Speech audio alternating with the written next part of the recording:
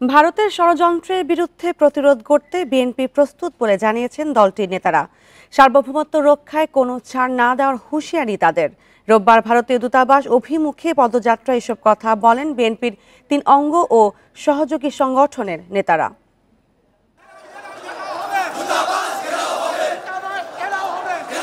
বাংলাদেশ নিয়ে ভারতের গণমাধ্যমে ধারাবাহিক অপপ্রচার ও ষড়যন্ত্রের প্রতিবাদে লাল সবুজ পতাকা হাতে রাস্তায় হাজারো নেতাকর্মী। রোববার বেলা 11টায় নয়াপল্টনে বিএনপির কেন্দ্রীয় কার্যালয়ের সামনে থেকে ভারতীয় হাইকমিশন অভিমুখে পদযাত্রা শুরু করে ছাত্রদল, যুবদল ও স্বেচ্ছাসেবক দল।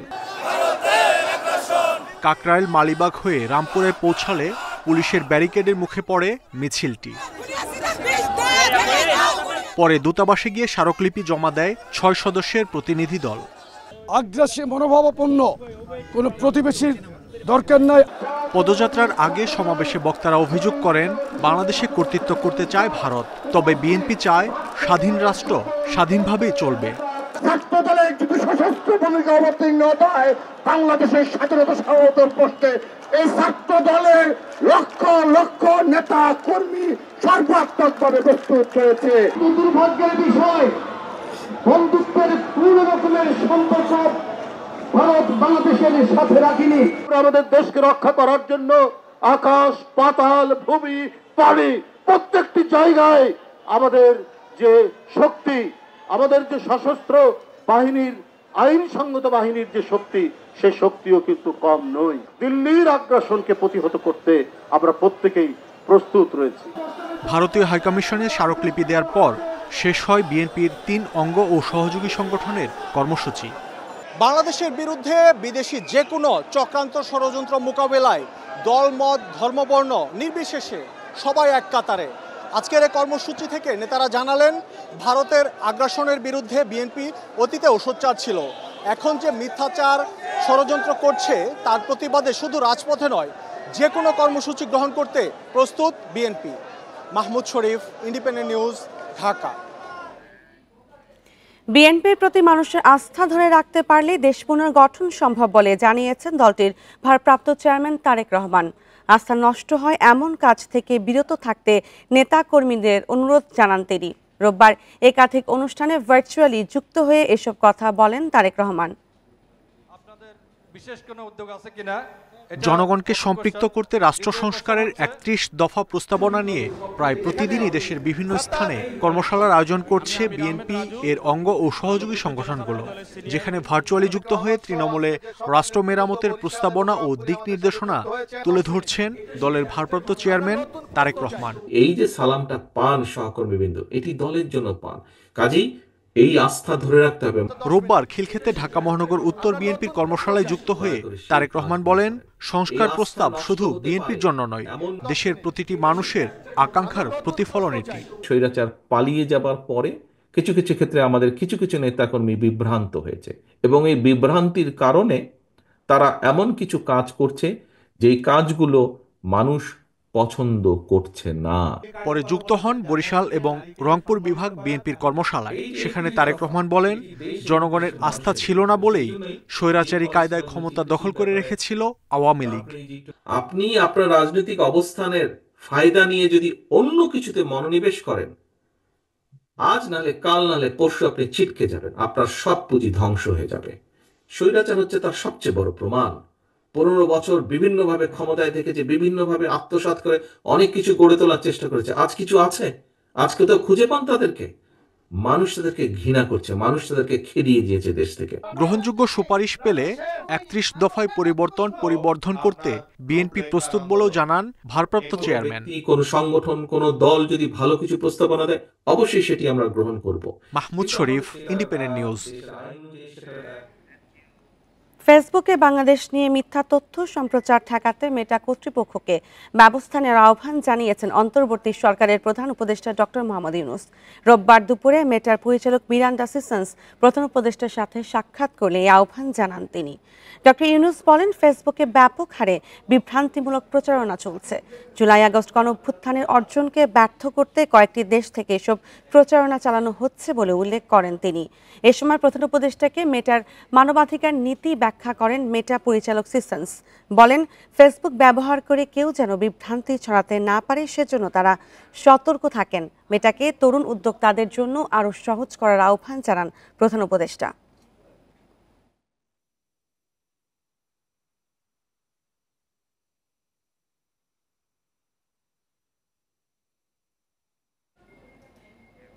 শেখ হাসিনাকে ফিরিয়ে এনে গুম খুনের বিচার করা হবে বলে জানিয়েছেন প্রধান উপদেষ্টা প্রেস সচিব শফিকুল আলম। রোববার বিকেলে রাজধানীর ফরেন সার্ভিস একাডেমিতে সংবাদ সম্মেলনে তিনি এই কথা জানান। শফিকুল আলম বলেন, হাসিনাকে ফিরিয়ে আনতে যথাযথ প্রক্রিয়ায় আবেদন করবে সরকার। 15 বছরের অর্থ পাচারের জবাবদিহি নিশ্চিতে অঙ্গীকারবদ্ধ সরকার। তিনি আরও বলেন, ভারতের সাথে সম্পর্কের হবে ন্যায্যতা ও সমতার ভিত্তিতে। সচিব পর্যায়ের বৈঠকে পানি সহ প্রতিটি স্বার্থ সংশ্লিষ্ট বিষয়ে আলোচনা হবে বলেও জানান তিনি। এ সময় প্রধান উপদেষ্টার প্রেস সচিব অপূর্ব জাহাঙ্গীর বলেন, জাতীয় নির্বাচনের তারিখ এখনো হয়নি। এই বিষয়ে পরিকল্পনা উপদেষ্টার মন্তব্য ব্যক্তিগত বলে জানান তিনি।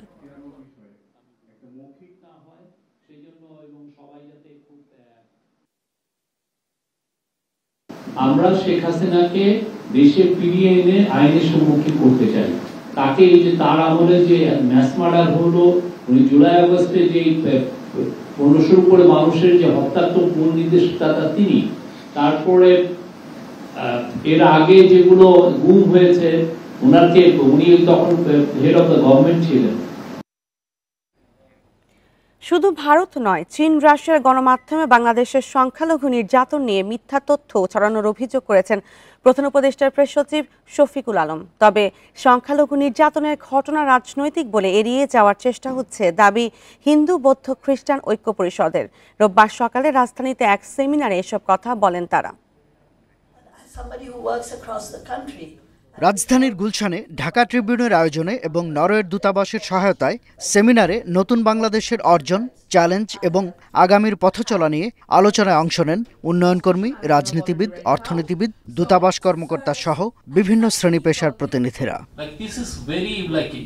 অন্তর্বর্তী সরকারের 4 মাসের কাজের মূল্যায়নে বেশি আলোচনা হয় আইনশৃঙ্খলা পরিস্থিতি ও সংখ্যালঘু নির্যাতন প্রসঙ্গে। হিন্দু বৌদ্ধ খ্রিস্টান ঐক্য পরিষদের প্রতিবেদনে 2010টি সংখ্যালঘু নির্যাতনের ঘটনার তথ্য এলেও এ নিয়ে সন্দেহ প্রকাশ করেন প্রধান উপদেষ্টার প্রেস সচিব।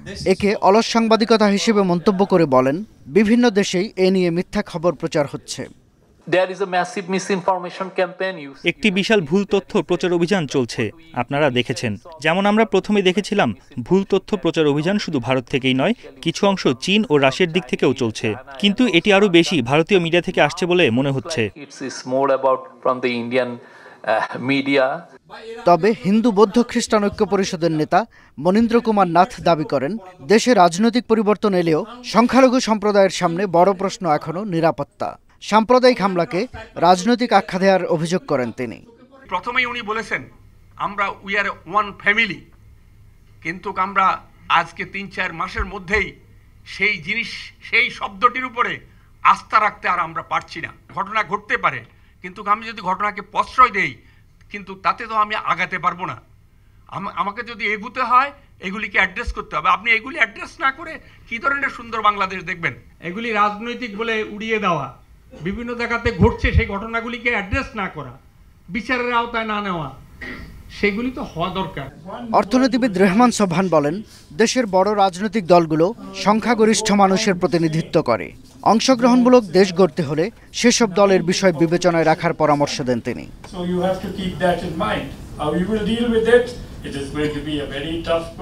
শাহাদাত স্বপন, ইন্ডিপেন্ডেন্ট নিউজ, ঢাকা। গণঅভ্যুত্থানের 4 মাস না পেরোতেই ছাত্র সংগঠনগুলোর ঐক্যে ফাটল। এজন্য পরস্পরকে দোষারোপ করছেন নেতারা। বৈষম্য বিরোধী ছাত্র আন্দোলন প্ল্যাটফর্মের বিরুদ্ধে অগণতান্ত্রিক আচরণের অভিযোগ ছাত্র সংগঠনগুলোর। আর বৈষম্য বিরোধী ছাত্র আন্দোলন বলছে, বিভাজন টিকিয়ে রেখে কিছু সংগঠন অপরাজনীতি করছে। জুলাই আগস্ট গণ অভ্যুত্থানে বৈষম্য বিরোধী ছাত্র আন্দোলনের ডাকে দলমত নির্বিশেষে রাজপথে ঝাঁপিয়ে পড়েছিলেন শিক্ষার্থীরা। রাজনৈতিক মতাদর্শে ভিন্নতা থাকলেও যুগপৎ আন্দোলনের নামে ছাত্র সংগঠনগুলো। তবে 4 মাস না পেরোতেই ঐক্যে ফাটল। গত ৩ ডিসেম্বর প্রধান উপদেষ্টার সঙ্গে শিক্ষার্থী প্রতিনিধি হিসেবে শুধু বৈষম্য বিরোধী ছাত্র আন্দোলন সমন্বয়কদের একটি অংশ মতবিনিময় করে। পরদিন বৈষম্য বিরোধী ছাত্র আন্দোলনের মতবিনিময় সভায় যোগ দেয়নি ছাত্রদল সহ মূলধারার বেশ কয়েকটি ছাত্র সংগঠন। একদিন পর ৫ ডিসেম্বর ছাত্রদলের নেতৃত্বে ২৮টি ছাত্র সংগঠনের নেতাকর্মীদের মতবিনিময় সভায় ডাকা হয়নি ছাত্র শিবির ও বৈষম্য বিরোধী ছাত্র আন্দোলনকে। এখন যখন ৫ই আগস্ট ছাত্র জনতার গণঅভ্যুত্থানের পরে বিভিন্ন সংস্কার, প্রধান উপদেষ্টার সাথে বৈঠক, সবকিছু আপনি যখন এককেন্দ্রিক করবেন তখন তো বাকি যে ছাত্র সংগঠনগুলো রয়েছে তাদের তো কথা বলার স্পেস থাকতে হবে।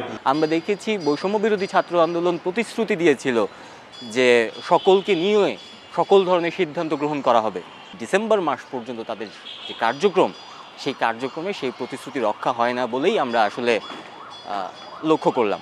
ছাত্র শিবির ঐক্যে ফাটল দেখছে, তবে ছাত্রদলের মতবিনিময় সভায় ডাক না পাওয়াকে বড় করে দেখছে না সংগঠনটি।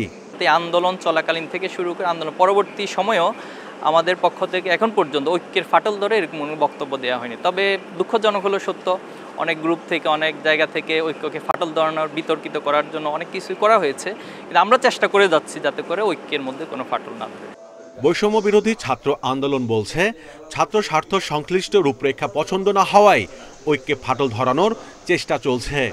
একটা বিভাজন স্পষ্টতা তারা তৈরি করছে, যাতে করে ছাত্র সংসদ ভিত্তিক ছাত্র রাজনীতি যাতে চালু করার ক্ষেত্রে বাধার সৃষ্টি করতে চাচ্ছে এবং এই বাধার মাধ্যমে তারা সেই অপরাজনীতিটাকে টিকিয়ে রাখতে চাচ্ছে। একইভাবে তারা এটাও চাচ্ছে না যে নতুন ধারার রাজনীতি আসুক। আপাতত দূরত্ব তৈরি হলেও জাতির বৃহত্তর স্বার্থে সবার সঙ্গে আলোচনার মাধ্যমে আবারও ঐক্য গড়ে তোলার আশা ছাত্র নেতাদের। ছাত্র আন্দোলন তারা একটি যৌক্তিক আলাপ আলোচনা করবে। Mahmudul Hasan, independent news, Dhaka. বৈষম্য বিরোধী ছাত্র আন্দোলনের কেন্দ্রীয় সমন্বয়কদের গাড়ি বহরে হামলার ঘটনা ঘটেছে। ঢাকা থেকে বান্দরবানের লামা যাওয়ার পথে নারায়ণগঞ্জে হামলা হয় বলে জানিয়েছেন বৈষম্য বিরোধী ছাত্র আন্দোলনের কেন্দ্রীয় আহ্বায়ক হাসনাত আব্দুল্লাহ। গতরাত ২টার দিকে সামাজিক যোগাযোগ মাধ্যম ফেসবুকে এক স্ট্যাটাসে এ তথ্য জানান তিনি। হাসনাত আব্দুল্লাহ ফেসবুকে লিখেছেন, ঢাকা থেকে বান্দরবানের লামা যাওয়ার পথে নারায়ণগঞ্জের হামলার শিকার হয় বৈষম্য বিরোধী ছাত্র আন্দোলনের কেন্দ্রীয় সমন্বয়কদের গাড়ি বহর। সেখানে তাদের ব্যাগ এবং মোবাইল ফোন নিয়ে নেওয়া হয়েছে এবং অনেকেই হামলায় আহত। ঘটনা সুষ্ঠু তদন্ত এবং দোষীদের দৃষ্টান্তমূলক শাস্তি দাবি করেন তিনি।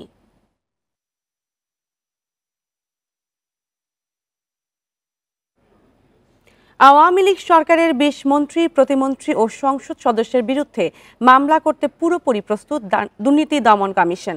তাদের বিরুদ্ধে অবৈধ সম্পদ অর্জন, অর্থ পাচার সহ নানা দুর্নীতির অভিযোগ রয়েছে। সংস্থাটির চেয়ারম্যান ও ২ কমিশনার যোগ দিলেই মামলার অনুমোদন দেওয়া হবে। এছাড়া আরও ১০০ জনের বিরুদ্ধে মামলার প্রস্তুতি নিচ্ছে দুদক।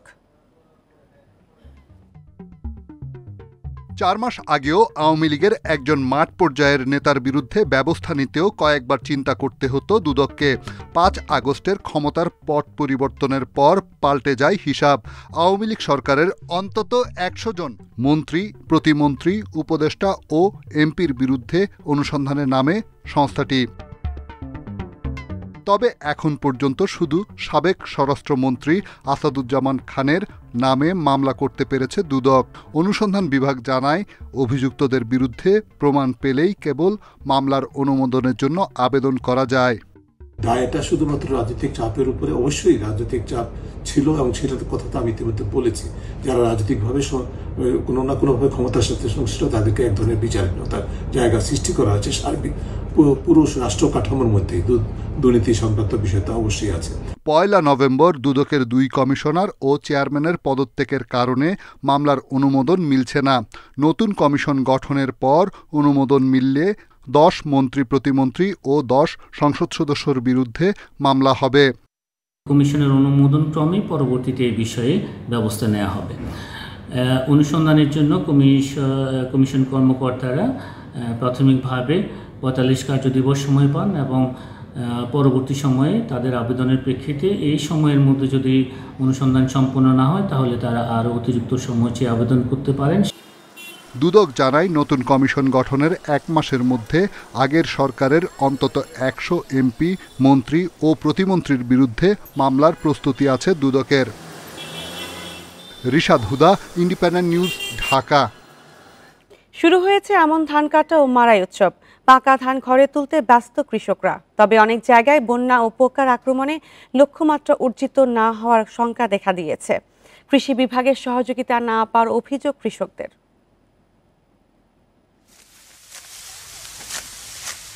পাকা ধানের সোনালি শীষে ভরে আছে ফসলের মাঠ। ধান কাটা মাড়াই উৎসবে ব্যস্ত কৃষকরা। ফলনও পাচ্ছে ভালো। তবে বাজারে ধানের দাম নিয়ে খুশি নয় কৃষক। লক্ষ্মীপুরে চাষাবাদে দ্বিগুণ খরচ হলেও বাজারে ন্যায্য মূল্য পাচ্ছেন না চাষিরা। সার কীটনাশকের দাম বেশি হয়, প্রতিমন ধানে খরচ হয় 1500 থেকে 1600 টাকা, কিন্তু বাজারে বিক্রি হচ্ছে 1100 থেকে 1200 টাকায়। ওষুধের দাম বেশি, আমরা কি করবো? হন হত্যাল্লাও বনে না, ওষুধের দাম কমাই দিলে অবশ্যই কিছু আমাদের ছাড় হইতো। আমরা তো জ্বালা 2-3 বার করে ফালাইছি, বইয়েছি, মানে জ্বালাগুলো নষ্ট হয়ে গেছে। নাটোরেও ধানের ফলন ভালো, তবে পোকার আক্রমণে লোকসানের শঙ্কা কৃষকদের। কীটনাশক প্রয়োগেও মেলেনি ফল। এজন্য কৃষি কর্মকর্তাদের দায়ী করছেন চাষিরা। যেটা 1200 এখন যাচ্ছে, এটা 1400, আর চিকনটা হচ্ছে যে 1400 যাচ্ছে, এটা হচ্ছে আমরা 1600 দাবি করছি। এটা যদি হয় তাহলে হচ্ছে আমার পোষাবে। আমাদের এখানে কোনো কৃষি কর্মকর্তা আসে না, ওষুধ কোম্পানির লোকেরা এসে ওনারা পরামর্শ দেয়, ওনারা পরামর্শে আমরা ওষুধ ব্যবহার করি। ঝালকাঠির 32টি ইউনিয়নের বেশিরভাগ আমন খেতেই নানা জাতের পোকার আক্রমণ। বীজের দাম 6000 টাকা পন এনে লাগাইছি, লাগানোর পরে ধরছে আবার মার যায় পোকা। কৃষি বিভাগ জানিয়েছে কীটনাশক ব্যবহার রোগবালাই প্রতিরোধে সবসময় মাঠ পর্যায়ে পরামর্শ দেয়া হচ্ছে। উপজেলা এবং জেলা পর্যায়ের কর্মকর্তাগণ, এমনকি মাঠ পর্যায়ের উপসহকারী কৃষি কর্মকর্তাগণ নিয়মিত কিন্তু পরামর্শ প্রদান করে যাচ্ছে এবং আগাম সতর্কীকরণ হিসেবে আলোক ফাঁদের ব্যবস্থা করা হয়েছে। ঝালকাঠিতে এবছর 46,770 হেক্টর জমিতে আমন আবাদ করা হয়েছে। সোহেলি জাহান, ইন্ডিপেন্ডেন্ট নিউজ। ধান কাটা ও মাড়াই নিয়ে আরো জানাতে নাটোর ও ঝালকাঠি থেকে যুক্ত হচ্ছেন সহকর্মীরা। প্রথমেই চলে যাচ্ছি নাটোরে। বাপ্পি, নাটোরে পুরোদমে ধান কাটা শুরু হয়েছে কিনা এবং লক্ষ্যমাত্রা পূরণে সংশয় দেখা দিয়েছে কেন?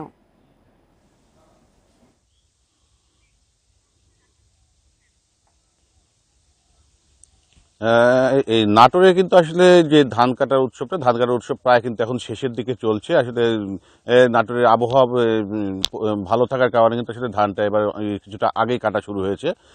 আমরা যে কৃষকদের সাথে কথা বলেছিলাম, সেই কৃষকরা কিন্তু আমাদের কাছে একটা জিনিস বলেছে, আসলে আবহাওয়া ভালো থাকলেও কিন্তু শেষের দিকে এসে কিন্তু আসলে ধানে একটা পোকার আক্রমণ দেখা দিয়েছিল। পোকার আক্রমণ দেখা দেওয়ার কারণে কিন্তু আসলে ধানের ফলনটা অনেকাংশে কম হয়েছে বলে এখানকার কৃষকরা কিন্তু আমাদেরকে জানিয়েছেন। আসলে নাটোরে কিন্তু এইবার যে কৃষি বিভাগের লক্ষ্যমাত্রা ছিল প্রায় 75,000 মেট্রিক হেক্টর জমিতে ধানের আবাদের, কিন্তু সেক্ষেত্রে কিন্তু আসলে প্রায় 1000 হেক্টর জমি কিন্তু আসলে ধানের বেশি আবাদ হয়েছে বলে এখানকার কৃষি বিভাগ সূত্রে কিন্তু আমাদেরকে জানিয়েছেন।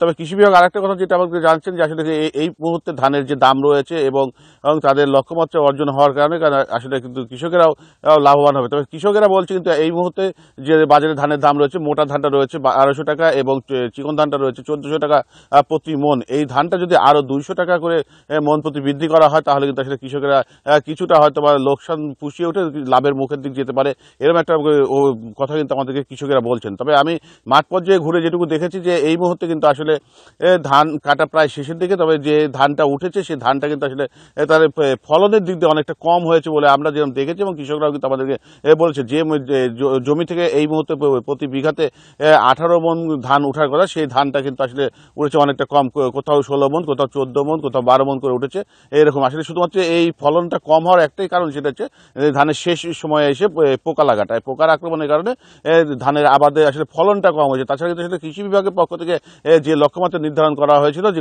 এত হেক্টর জমিতে ধান করা হবে, সেই ধানটা কিন্তু আসলে রোপণ করা হয়েছিল, ধান ফলানো হয়েছে, কিন্তু আসলে ধানে পোকা লাগার কারণে কিন্তু যে ফলনটা কম হয়েছে। সব মিলিয়ে আসলে কৃষকেরা যেটা দাবি করছে যে তাদের ধানের দামটা আরেকটু বৃদ্ধি করা হোক, আর এই ধানটা যেন সরাসরি কৃষকদের কাছ থেকে কেনা হয়, তাহলে তারা একটু উপকৃত হবেন বলে আমাদেরকে কৃষকরা বলছেন। এই ছিল আসলে নাটোরের ধান কাটা এবং মাড়াই সর্বশেষ। জি, এবার ঝালকাঠি থেকে যুক্ত হচ্ছেন সহকর্মী আব্দুর রহিম রেজা।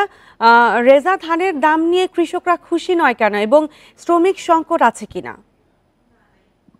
জি দেখুন, একটু শুরু থেকেই বলতে হয়, এবছর কিন্তু আসলে বন্যা এবং অতিবৃষ্টি এবং নানা প্রতিকূলতার পরেও আমন ধানের কিন্তু বাম্পার ফলন হবে বলে কৃষি বিভাগ দাবি করেছে। তবে কৃষকরা যেটা জানিয়েছে যে শুরুতেই যখন চাষাবাদ করেছে সার বীজ এবং বীজ সংকটের কারণে তাদের এবছর আসলে উৎপাদন খরচটা বেড়ে গিয়েছে এবং এখন কিন্তু এই শেষ সময় অর্থাৎ আর অল্প কিছুদিনের মধ্যেই কিন্তু ধান কাটা পুরোদমে শুরু হবে, কিন্তু এই শেষ সময় কিন্তু আসলে পোকামাকড়ের আক্রমণ দেখা দিয়েছে এবং পোকামাকড়ের কারণে তারা বলছে যে উৎপাদনের যেটা আসলে তারা আশা করেছিলেন তার চেয়ে কিছুটা হলেও কম হবে এবং বিভিন্ন জায়গায় আমরা দেখতে পেয়েছি যে ধান আসলে যখন পরিপক্ক হওয়া পরিপক্ক হওয়ার সময় অনেক জায়গায় ধান পড়ে গিয়েছে।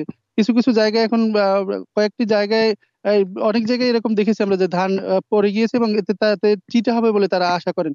আর শেষ সময় কিন্তু ধান কাটার সবসময় একটা শ্রমিকদের সংকট থাকে, সেই সংকটের নিয়েও কিন্তু তারা এখনো সংখ্যার মধ্যে রয়েছে যে এবার আসলে কি পরিমাণ শ্রমিক পাবে বা কি পরিমাণ তাদের সব মিলিয়ে কি পরিমাণ উৎপাদন খরচ হবে এবং কি পরিমাণ বাজার দাম পাবেন এটা নিয়ে কৃষকদের মধ্যে কিন্তু একটা সংখ্যা রয়েছে। তবে কৃষি বিভাগের পক্ষ থেকে যেটা আমাদেরকে জানিয়েছে যে সঠিক সময়ে তারা নানাবিধ পরামর্শ সহ আলোক ফাঁদ লাঠি পোতা এবং পলিথিন পোতা সহ পাখি যাতে বসে শত্রু পোকাগুলো খেয়ে ফেলতে পারে এবং আমনের উৎপাদন ভালো হয় সেই ক্ষেত্রে কিন্তু তারা নানা ধরনের পরামর্শ দিয়েছে। তবে আমরা কয়েকটি জায়গায় এসে দেখেছি যে এখনো এইখানে আমরা একটা ক্ষেত্রে রয়েছি সেখানে কিন্তু আমনের যে ধান রয়েছে সেইগুলো কিন্তু মাটিতে লেপ্টে আছে অর্থাৎ পড়ে গিয়েছে, যে কারণে এই সব জায়গার কিন্তু ধান চিটা হওয়ার সম্ভাবনা রয়েছে এবং উৎপাদন যেটা তারা আশা করেছিল সেই উৎপাদনটা কিন্তু কম হবে।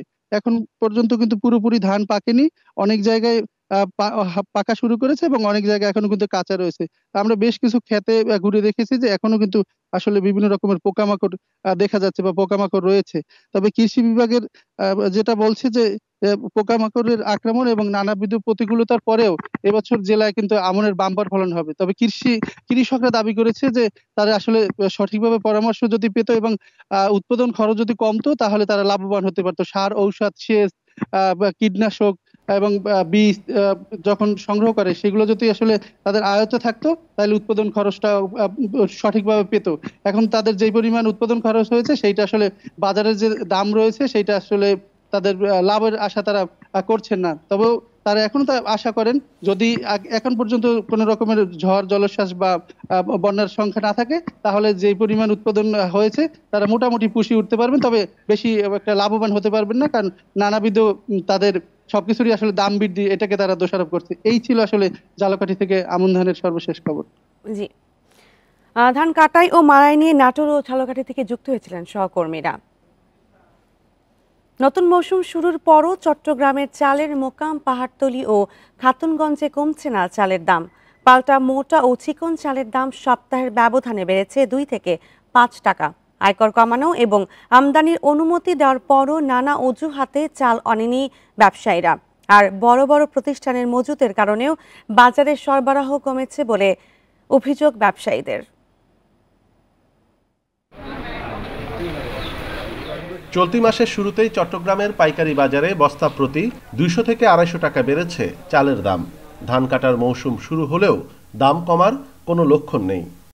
পাইকারি বাজারে দাম বৃদ্ধির প্রভাব পড়েছে খুচরা বাজারেও। চালের দরে এমন লাগামহীন ঊর্ধ্বগতিতে বিপাকে সাধারণ মানুষ। চালের দাম অত্যন্ত বাড়তি, 40 টাকা চাল 60 টাকা খাই। চালের দাম বাড়ছে যে আপনার ভাড়ার নির্ভর করে, গাড়ি ভাড়া তো বেশি, ঠিক আছে, ওই পত্তাটা বস্তার ভিতর পড়তেছে। চাল ব্যবসায়ীরা বলছেন যে পরিমাণ চাল আমদানির অনুমোদন দেওয়া হয়েছে সেই অনুপাতে আমদানি হয়নি। ডলার সংকট, ব্যাংকে অস্থিরতা সহ নানা অজুহাত দিচ্ছেন তারা। এদিকে মৌসুমের শুরুতে বড় কর্পোরেট প্রতিষ্ঠানগুলো বিপুল পরিমাণ চাল মজুত করায় বাজারে সংকট থেকে যাচ্ছে। কস্টিং মিলছে না, যেহেতু আমাদের দেশে লোকাল ক্রপ বেরিয়েছে, এই লোকাল ক্রপের কারণে ইন্ডিয়া থেকে মালটা কস্টিং আসছে না। প্যাকেটজার যারা আছে বড় বড় কোম্পানি, ওদের কিন্তু স্টকটা হেভি স্টক। সরকার যখন ওদের অভিযান চালায়, মিলে ওয়ার হাউসে অভিযান চালায়, তখন কিন্তু মালের দাম কমে আসে। আগে চালের আমদানিতে 15% শুল্কের পাশাপাশি 5% রেগুলেটরি শুল্ক নির্ধারিত ছিল। বাজার নিয়ন্ত্রণে 2% অগ্রিম আয়কর রেখে সব শুল্ক প্রত্যাহার করে সরকার। অনুপম শীল, ইন্ডিপেন্ডেন্ট নিউজ, চট্টগ্রাম। রংপুরের পায়রাবন্দে জরাজীর্ণ অবস্থায় পড়ে আছে বেগম রোকেয়ার বাড়িটি। পরিবারের সদস্যদের অভিযোগ, বাস্তুভিটার 30% জমি তাদের নামে থাকলেও সেটি সংরক্ষণে রেখেছে প্রত্নতত্ত্ব অধিদপ্তর, আর 350 বিঘা জমি বেদখল।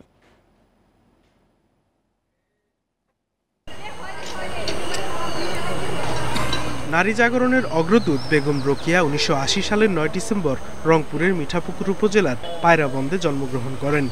মৃত্যু ১৯৩২ সালের ৯ ডিসেম্বর কলকাতার সৈয়দপুরে। বেগম রোকেয়ার পৈতৃক সম্পত্তির পরিমাণ প্রায় ৩৫০ বিঘা, যা প্রভাবশালীদের দখলে। এখন তার স্মৃতিচিহ্ন বলতে পৈতৃক বাড়ির ধ্বংসাবশেষ ও মূল ফটক, এমনকি তার মরদেহ ফিরিয়ে আনতেও নেওয়া হয়নি কোনো উদ্যোগ।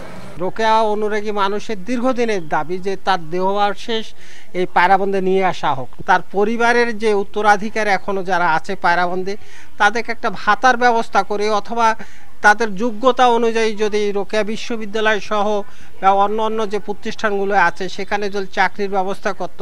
বেগম রোকেয়ার ভাইয়ের মেয়ে রঞ্জিনা সাবের বার্ধক্যজনিত নানা রোগে আক্রান্ত।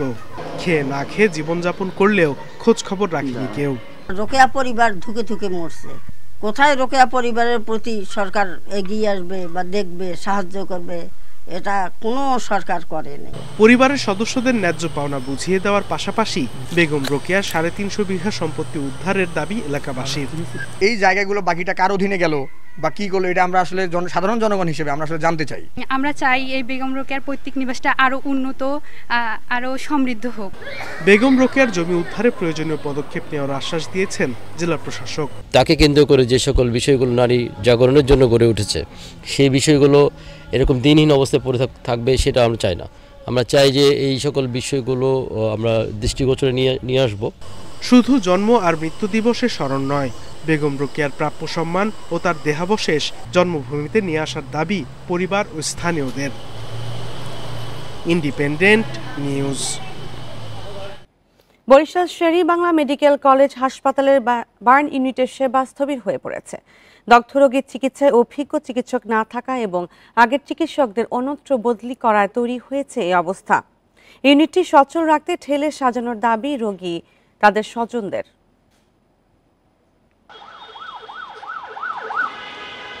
২০১৫ সালে বরিশাল শের-ই-বাংলা মেডিকেল কলেজ হাসপাতালে চালু করা হয় বার্ন ইউনিট। ২০২০ সালে চিকিৎসক সংকটে বন্ধ হয়ে যায় সেটি। ২০২১ সালে ঝালকাঠিতে লঞ্চে আগুনের ঘটনার পর ঢেলে সাজানো হয় এই ইউনিটটি। সম্প্রতি এই ইউনিটের ২ জন চিকিৎসকের পদোন্নতি দিয়ে বদলি করা হয়। এতে আবার স্থবির হয়ে পড়েছে চিকিৎসা ব্যবস্থা। চিকিৎসক সংকটের কারণে প্রয়োজনীয় সেবা পাচ্ছেন না রোগীরা। আগুনে পুড়ে গেছে, আমরা নিয়ে এসেছি, আমাদের ভর্তি করা হয়েছে শিশু সার্জারিতে। বার্ন ইউনিটের রোগী এখন রাখা হয়েছে শিশু সার্জারিতে। ডাক্তার না দিয়েই ডাক্তার এখান থেকে নিয়ে যাচ্ছে, তাহলে এই রোগীর কে চিকিৎসা দেবে? কে দেবে? দেখেন কত মানুষ, কত রোগী হাহাকার করতেছে চিকিৎসার অভাবে। বর্তমানে এই ইউনিটে চিকিৎসকের ৮টি ও কর্মচারীদের 10টি পদ শূন্য। প্রয়োজনীয় জনবল না পেলে সংকট দূর করা কঠিন বলছে হাসপাতাল কর্তৃপক্ষ। দক্ষিণাঞ্চলের জন্য যে ধরনের বার্ন ইউনিট বা যে পরিসরের বার্ন ইউনিট দরকার সেটা তো আমাদের নাই। তো আমরা তো অবশ্যই সবসময় চাই আমাদের বার্ন ইউনিটটা আরও সমৃদ্ধ হোক এবং সেটার জন্য আমাদের কার্যক্রম চলতেছে। একটা আলাদা বার্ন ভবন হওয়ার কথা, সে কার্যক্রম চলতেছে। বার্ন ইউনিটে এ পর্যন্ত ৭,০০০ অগ্নিদগ্ধ রোগী সেবা পেয়েছেন। সার্জারি হয়েছে ২,০০০-এর বেশি দগ্ধ রোগীর। Independent news. আর এই ছিল এখনকার সংবাদে। ইন্ডিপেন্ডেন্ট টেলিভিশনের সব খবর বিস্তারিত জানতে চোখ রাখুন ফেসবুক, ইউটিউব ও এক্সে। ধন্যবাদ সবাইকে।